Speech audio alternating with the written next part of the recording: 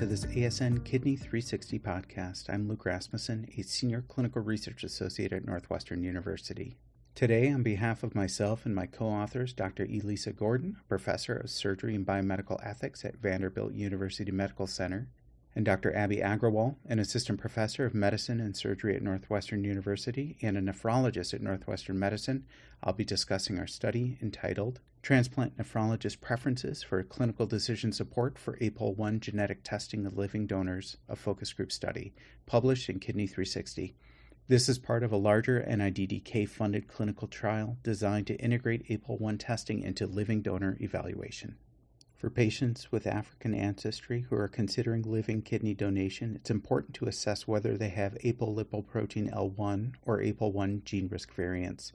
Having two APOL1 risk variants is strongly associated with chronic kidney disease, and mounting evidence indicates that the risk of CKD increases post-donation. As transplant nephrologists are increasingly using APOL1 genetic test results as a new source of information for living donor evaluation, we wanted to examine how APOL1 test results made available in the electronic medical record could be used by clinicians. More specifically, we also wanted to find out how clinical decision support for APOL1 test results could aid transplant nephrologists in their counseling of living donor candidates about undergoing donation. We used an inclusive definition of clinical decision support, considering anything that could be used in the medical record to support nephrologists while they're reviewing, interpreting, and using APOL1 test results. For this study, we conducted two focus groups in late 2021. One focus group included 5 transplant nephrologists from Northwestern University, and the second focus group included 4 transplant nephrologists at Georgetown University. We prepared a few mock-ups of displays in the medical record for the nephrologist to review. One was a mock-up of an APOL1 genetic test report, which would help us understand how nephrologists react to seeing this type of result.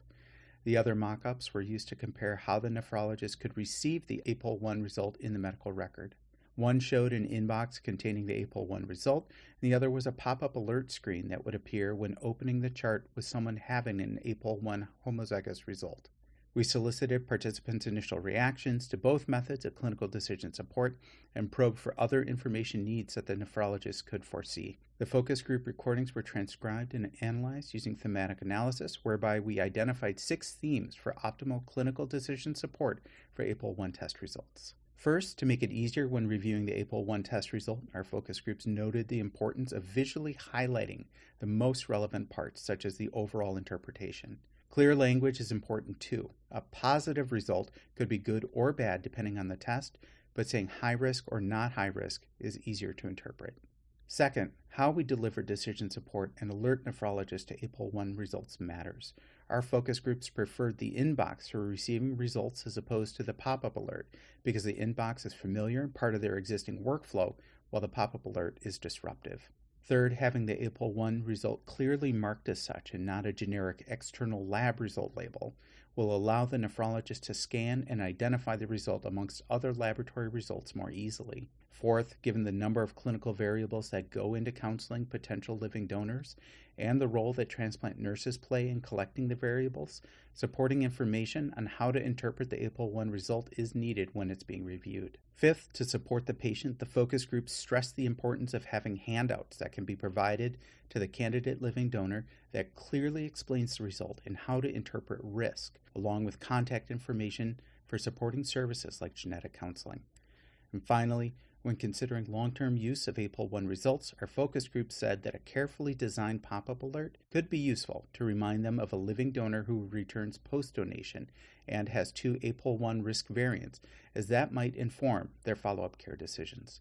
In addition to these themes, our focus groups also highlighted the complexity of counseling a potential living donor given the number of clinical and personal factors that could come into play. This is not something that nephrologists saw as being automated by computer.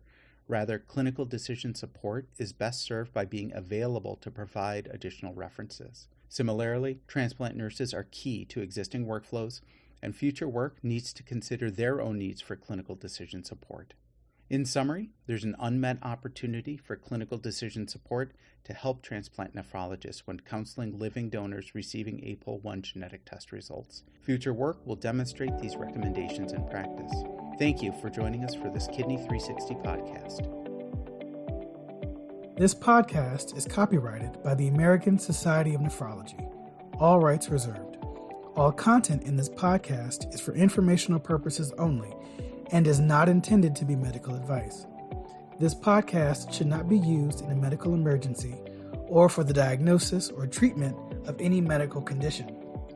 Please consult your doctor or other qualified healthcare professional if you have any questions about any medical condition or before taking any drug, changing your diet, or commencing or discontinuing any course of treatment.